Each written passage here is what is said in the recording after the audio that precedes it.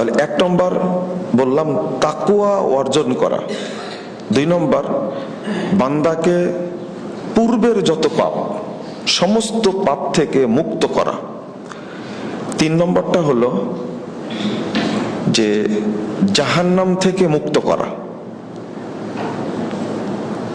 আপনার আমার কোনো পাপ হয়েছে যে পাপের কারণে আমি জাহান্নামীদের মধ্যে অন্তর্ভুক্ত হয়ে গেছি, এই রমাজানের উদ্দেশ্য হলো ওই জাহান্নাম থেকে তাকে মুক্ত করা।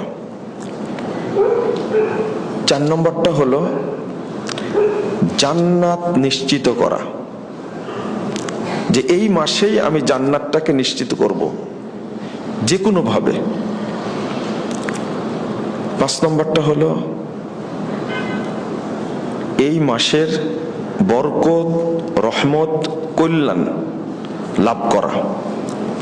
6 নম্বরটা হলো আমাকে সিয়ামটা এমন ভাবে পালন করা যেন মৃত্যুর সাথে সাথেই আমি আল্লাহ রাব্বুল আলামিনকে দেখতে পাই। 2টা চোখ বন্ধ হয়ে গেছে, সাথে সাথে আল্লাহ রাব্বুল আলামিনকে আমরা দেখতে পাবো। যত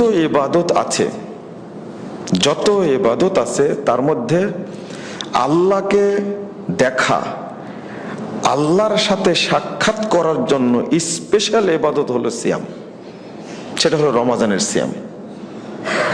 এটা সালাত না, যাকাত না, হজ না, আল্লাহকে দেখার জন্য স্পেশাল ইবাদতটার নাম হলো সিয়াম।